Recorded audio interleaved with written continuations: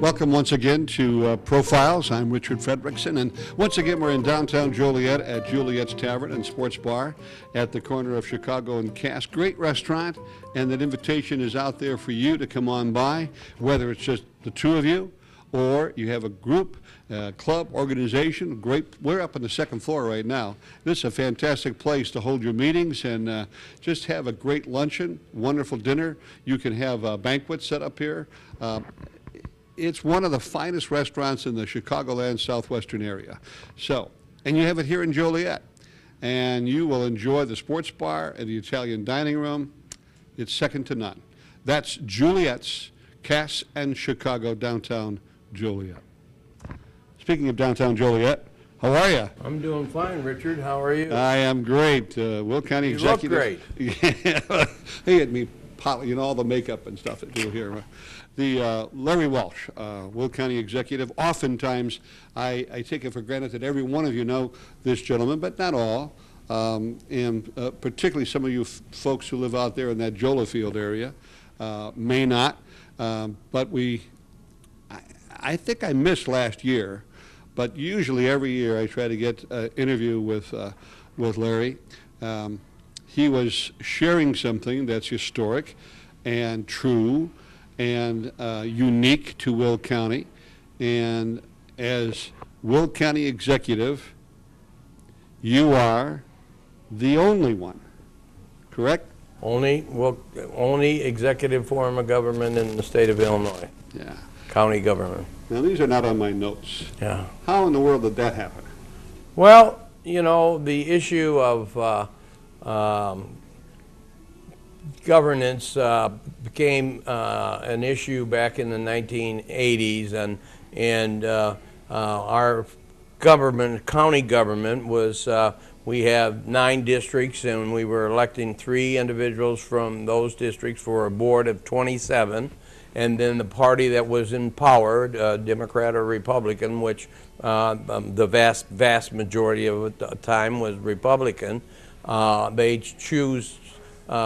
chose amongst themselves a person, elected person, a county board member, to be the county board chairman and actually basically do the running of the day-to-day, office, county workings, And a lot of people got to feeling frustrated in regards that the person that is doing as much work in governing, just like the county clerk or the sheriff or the state's attorney or one of the other 9 county-wide elected officials, the treasurer, that they felt that they should have the right to pick and choose who leads the county government, basically.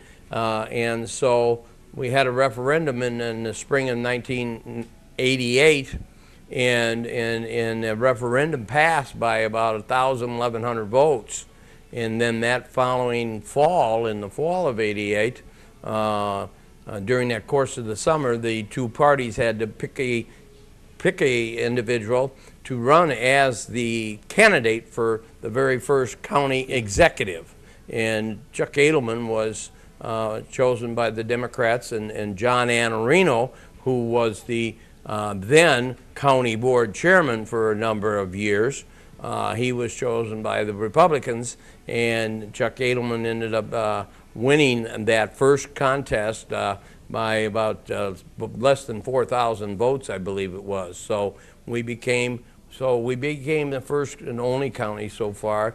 Rock Island County did do this for I think a term of 4 years, and then they went on referendum and reverted it back. But anyway, I am responsible for about 19 different departments that do the day-to-day operations county government. The highway department, the health department, the supervisor assessments department, the animal control department, the land use department, and all that. And there's about 19 of them that are the day-to-day operations. The county-wide elected officials, treasurer, state's attorney, clerk, and Nancy Schultz-Fools, they're all constitutional officers, and they have their responsibilities. I do not interfere with that at all. I do present and do their budget. Basically, they come to see the start of the process. They come to see our office, and we work with them on their proposed budget and put together. And once that's out, then that's pretty much the limit of our inner workings, other than what we do just to provide good county government. So, well, good. Now there is a chairman also. No, there isn't. At one time, there was a person that had the title to designate that he was the head of the county board. We now have an executive. We have a speaker now. That's right. So, but anyway, we have an executive branch of government, county executive. We have a legislative branch, just the county board members. So we got 26 of those now, and then we have the judicial branch of government, which is our judicial judges, and so it's just a model of state government and federal government. So. So the county board, they're the legislative branch. They have their responsibilities, and we work together on many of the issues and the major issues that we talk about. And some of them that we're going to talk about today is we deal with. They have to concur with whatever we decide that something becomes policy, or we purchase something, or whatever it may be. Yeah, I'm remembering a little bit about the 1980s, and I know because I was with WJOL radio at the time, and the news people loved that county board. It made great newspaper. A lot of fodder. Yeah, a lot of fodder. Yeah, a lot of fodder. Oh, well, we're going to move on here to some of those issues you brought up. On the way over here to Juliet's, I passed by what looked like a new building, and it is in many ways. It's a new recorder offices over on Scott Street. Absolutely, absolutely. And, we've always... Will County been incorporated in 1836, and I'm often say that it took 160 years to get to a 300,000 population. Wow. 160 years it took. After we hit 300. It took 16 years to get to 600,000 to double, and now we're probably a little bit over 700,000 according to our census now. And so we were at 688 or something like that for the 2010. Yeah, the linchpin. It was an interesting time in history. A lot of other variables involved, but it was that, and I don't know the exact year, that 1990 tornado in Plainfield. Yeah. And people from Chicago came out to help, to support, to assist, and saw and discovered Will County. It's been on the uptrend ever since. Good schools, a lot of open space, good roads, and some people will say, what are you talking about, good roads? But I mean, basically, we're the crossroads of Mid-America. We got Route 80 going through east and west. We got Route 55 going north and south. We got 57 going north and south. We have a canal system that runs right down through the center of we're only a few miles, 40-some miles from Midway Airport, 50-some miles or so to O'Hare Airport, So I mean, our location, all the major railroads run basically through Will County, and especially the two largest freight hauling railroads, the Union Pacific and the Burlington Northern Santa Fe. And that's why the issue of location of the intermodals has begun and come into being here. So, We'll touch on that in a but minute. anyway, our office is over there.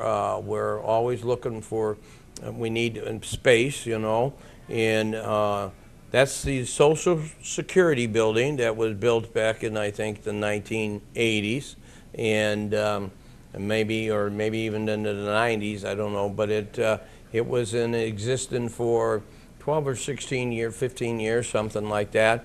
And they wanted to find a new place too, so they ended up going out to Humboldt Avenue and build a brand new, nice facility out there with parking and everything like that.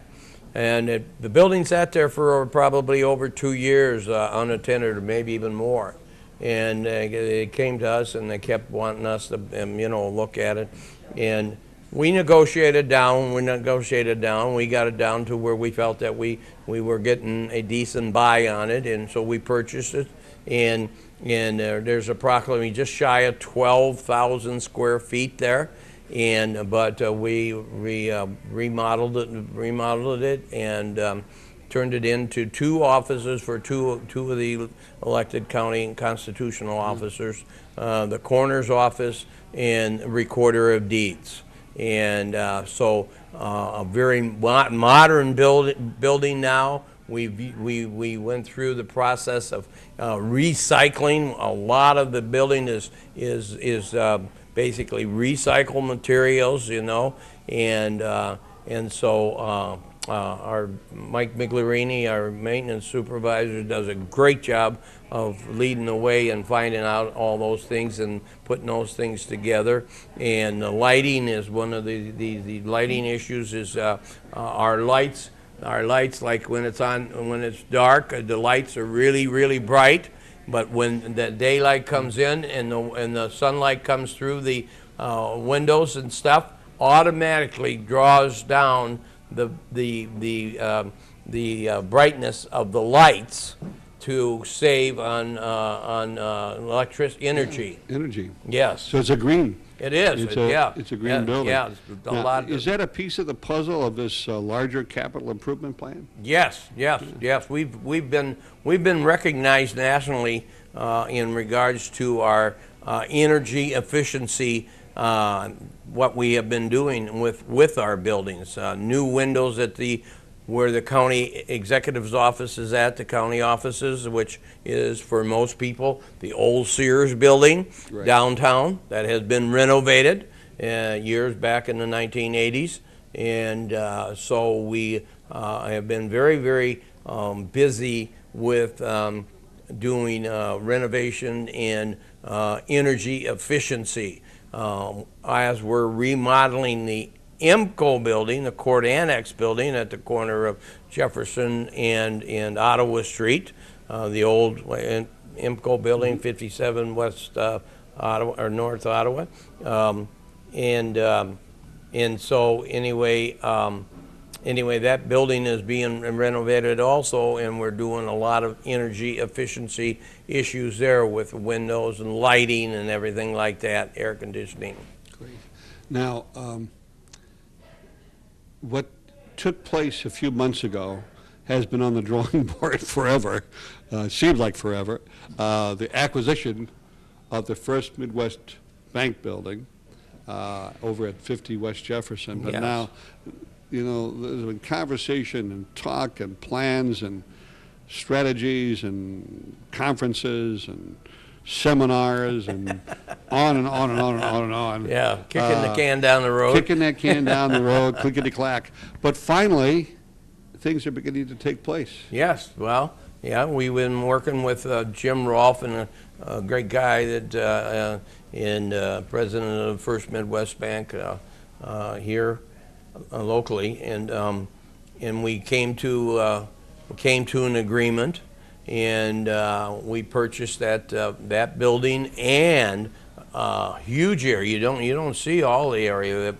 The parking lot to the west of it, and that whole block right there. But then south of that, all the way to the railroad track, is a lot of area of parking also. Yeah. And it all belonged to the bank. Yes, it all belonged to the bank. Yeah. And so parking is a premium in downtown Joliet. And we reached out and wanted to get as much as that under our belt as we could, and we have been successful. So we purchased the bank, and we had the turnkey ceremony a couple of months ago, and actually I think the purchase of the bank was in December, and now we are remodeling the second and third floors of the bank.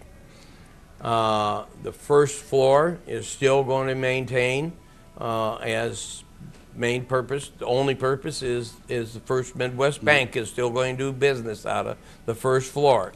They are a tenant of us now.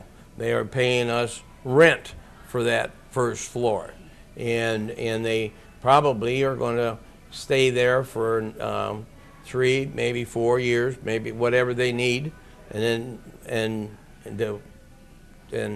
whatever time we need to hopefully finish all of this plan, which would be the construction of the new courthouse. Now, there's a new courthouse where First Midwest Bank is now currently, and that's going to house the sheriff's department right there. The bank right now, the bank building. Yeah. We're moving not the sheriff's. We're moving some of the different departments of the sheriff. Okay.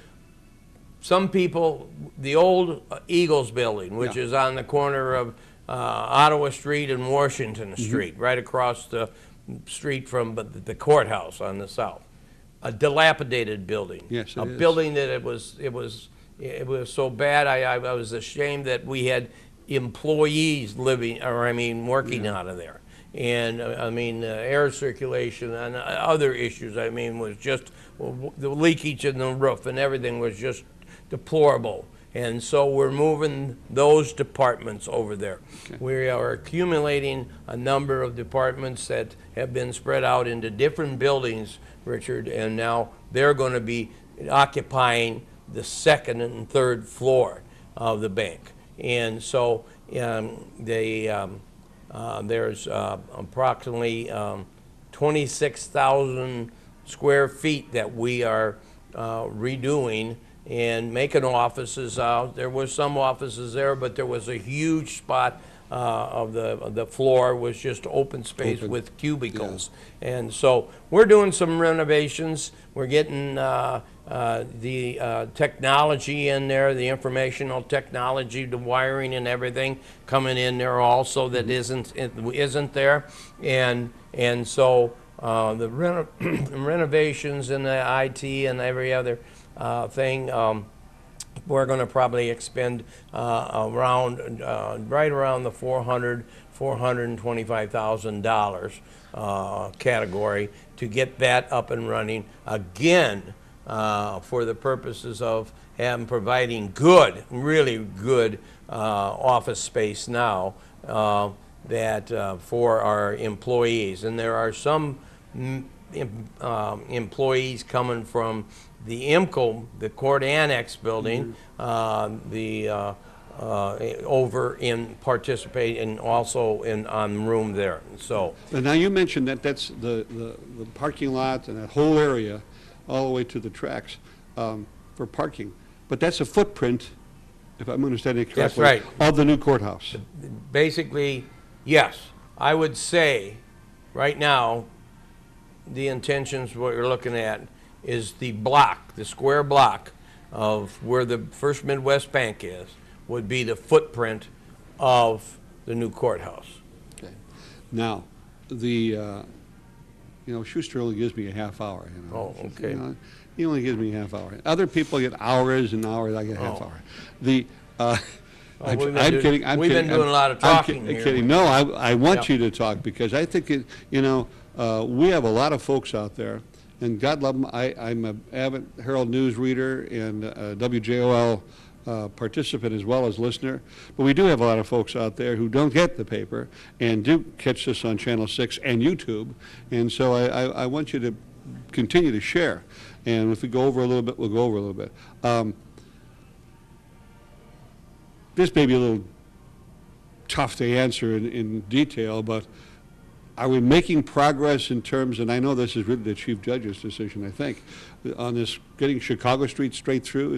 Is there still some folks who think it shouldn't be, yeah, and some folks who think it should be, right? Well, I think, personally, I think that the vast majority of the county board has come to the realization that the most logical, most economical place to build a courthouse is in downtown Joliet. Joliet is our county seat. Court services plays a major role. Yes, it does. Plays a major role in the economic viability of downtown Joliet and of Joliet, proper.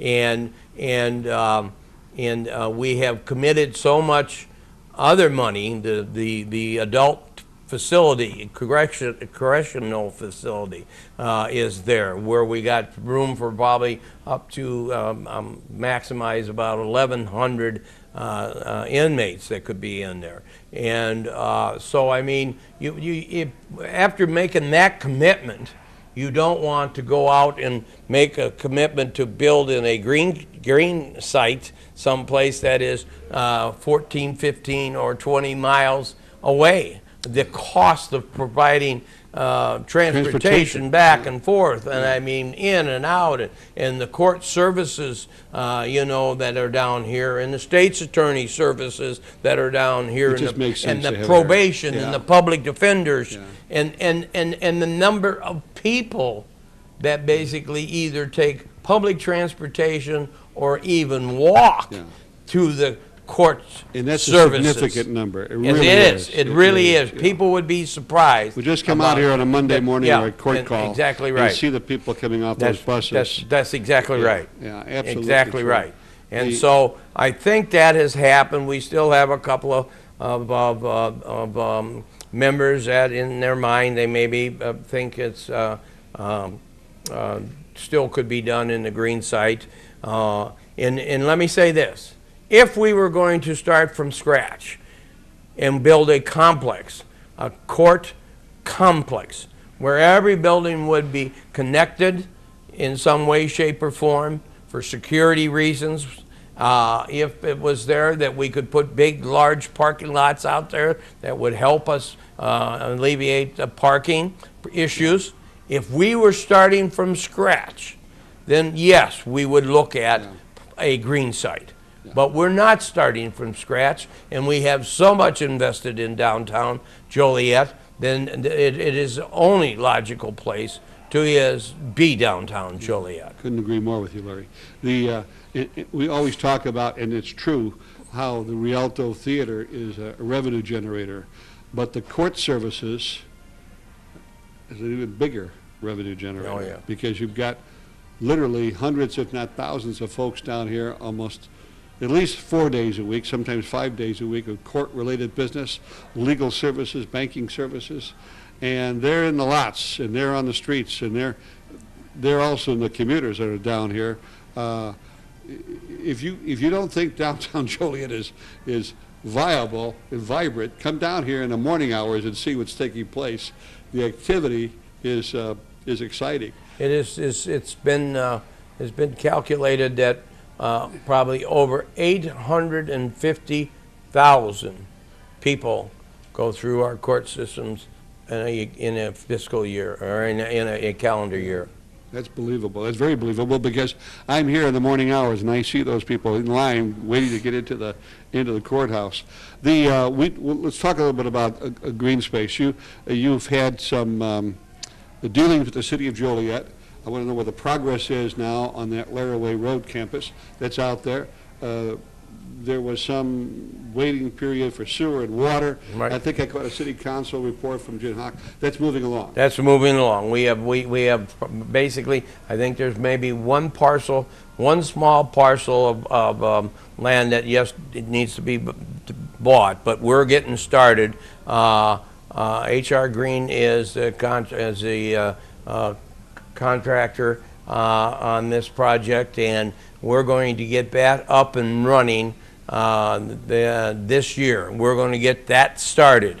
And if we have a good year, construction year, good weather, decent weather, we very well could possibly have the water and sewer located out at the Laraway site, where we have the sheriff's offices out there, and also the Will County Highway Department is out there, and even the Forest Preserve is at the far south end of that, as another governmental entity, but not under the county board issue, you know. But on the campus. But on the campus, that's exactly right. So, and if we're not, then early in 2016 we'll have water, city sewer lines out there, and we are going to attach them to the existing buildings out there right now, because we desperately need city sewer in the sheriff's office. The septic system out there is completely shot. And that's another facility that we need to work on. I mean, I'm ashamed of the conditions that we have there that need to be addressed for the employees that need to work there. So, those, but in our ongoing work of give and take, collaboration and partnershiping, that is part of what's being accomplished with our working relationship with the city of Joliet. Good. So another point going down, and as we continue this progress, the issue of getting the building at the First Midwest up and running. So we're going to bring some departments out at Laraway into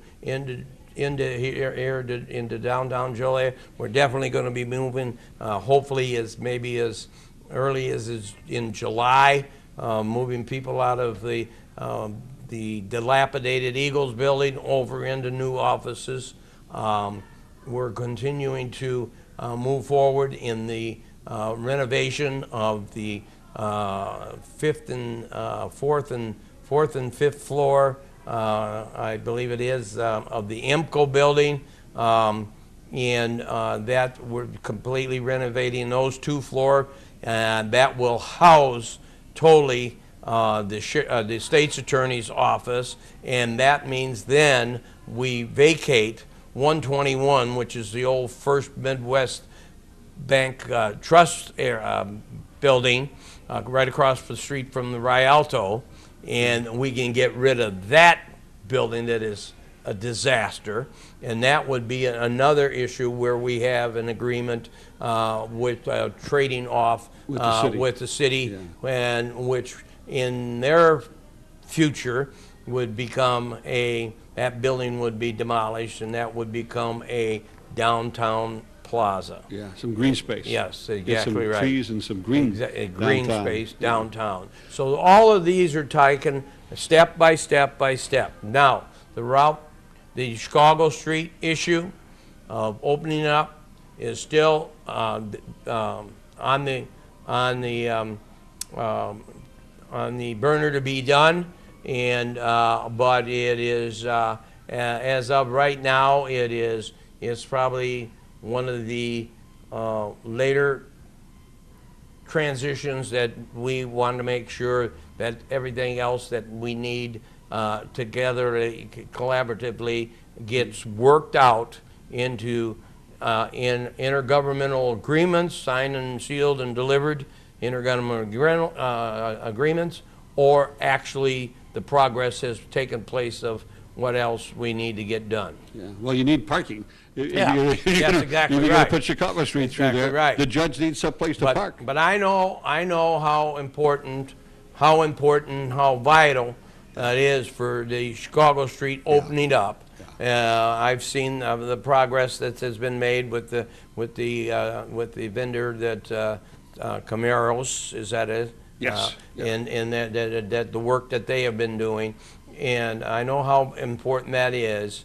That there's definitely a willingness to collaborate with the city of Joliet, but the timing we'll have to work out when it's beneficial and to both in governmental entities. We're talking with Larry Walsh, the Will County executive. And I'm going to make a quick transition here. And this is something that is countywide. It's not just Will County, it's everywhere, but there's a specific targeted campaign, excuse me, Heroes and Helps Heroin event. This heroin thing has just gotten out of proportion. Absolutely. It's crazy. Absolutely. And this heroin that they're using today is, I don't know, I'm going to exaggerate, but it's 100 times more potent than what they had years ago. Yes, yes. Could you just briefly Sure. describe what's going on there with the Heroes and Helps heroin event? We created a program a number of years ago when we peaked, and I think probably 2012 might have been the peak of. I think we had maybe 56 deaths here in Will County attributed to overdose and heroin, and I can remember going to along with State's Attorney Glasgow, Coroner Pat O'Neill, we attended. We got invited to a rally because there were some children, young adults that died of overdose over in Homer Glen, and I mean that really shook that community up. And they had a parade over there. They had a march, and then they had a rally on a really windy, wet, cool day in May. And anyway, we listened to the people that was there and making comments and stuff. And this one lady made a statement that this is an epidemic. It's a health issue, you know. And I'm thinking to myself that we have one of the finest health departments that we in the state of Illinois, a county health department headed up by John Cicero now. And anyway, I said when I had the opportunity to speak, I said I will take the lead on this, and we will come up with a plan on how we can address this heroin issue of losing children basically to overdose. And so Jim Glasgow jumped on board, and Pat O'Neill jumped on board, and there was John Roberts was an individual parent that lost his son to an overdose of heroin, and he became very, very active. And we created and worked with our public Will County Health Department and created an unbelievable task force of people that came in and participated. And then we got actively involved with Robert Crown, and they came and they created a program, educational program. We needed to get information to the children, to the kids that are in school, and not just seniors and juniors, but you start down in 4th grade, 5th grade, that area, you know, and to educate them on the dangers of medication drugs. Yeah. That's how a lot of this starts. But the dedication, or the education of heroin, and as Pat O'Neill came up with a wonderful quote, "You only try heroin once, then you're hooked on it. Yeah. You're hooked on it." And so we run a huge number of public service announcements for over the years. We got Robert Crown involved in that, and I have to give my staff person, Anastasia Anastasia Tusky, who my communications person has really run and did just an unbelievable job of putting and helping get this all put together. So on April the 10th, it's a Friday afternoon, April the 10th, or no, maybe it's a Saturday. Is it a Saturday? I think I got the flyer here. There's a, no, Friday from 8 a.m. to 12 p.m. up at what they call the Edward Hospital Athletic and Event Center in Romeoville, with the new building that's up there, the soccer building up there, and a beautiful, beautiful building in Mayor Noak's community. We're going to hold another forum. I think this is our third or fourth forum, and we're going to bring you know, the issue again to the forefront. We've got a number of speakers, and Mayor Noak is going to be speaking. Jeff Cody is going to be. Representative Lou Lang, who's got legislation that's pending down in Springfield, and Representative Sam Ling is also going to be there and talk about. Jim Glasgow is going to have a segment to talk about the drugs and mental health and the Veterans Court that we've initiated. That's coming up April 9th. April the 10th. April 10th. So now we're going to put that up on the screen for you to see, and so that we've had a couple different dates going on here. Yeah. So you can see the date and time, and if that's something that, you know, hits you here in the heart and targets you in your neighborhood, you want to attend that and get that word out. And Richard, we've been able to prove that we are doing something. We are helping, because we peaked out, I think, in 2012, and it was 56 heroin deaths, overdoses. And in 2013, we dropped down to 33 or 36, and I think in 2014 we were even lower than that. But one is too many. That one is too many. Yeah. Exactly right. So we have, and maybe if the case is, the issue is that parents are seeing this and sitting down at the dinner table and talking to their children about the hazards of heroin and getting started. You only try heroin once, and then you're addicted. It's sad. How's your health? Feeling good? My health is great. Good. I feel great. I lost a lot of weight, which is good, and I'm got one more session as we speak. That'll be tomorrow. But when you see this, he'll be completely cleared. Cleared. Well, I'll be done with my radiation treatment. Right? So we're both in that same club. Yes. Well, thank you so much. Larry Walsh, our Will County executive, always a good interview, and I hope we've shared some information for you. We're going to put that event up, and also in addition to that, hopefully on that brochure he has here that you're seeing right now, you've got all the information you need, phone numbers and websites and so forth. I'll leave this with you. Maybe you get that on the screen. We'll do it. All right. Thank you very much. I'm Richard Fredrickson, and this is Profiles. We're at Juliet's Restaurant, Tavern, and Sports Bar at Chicago and Cass, downtown Joliet.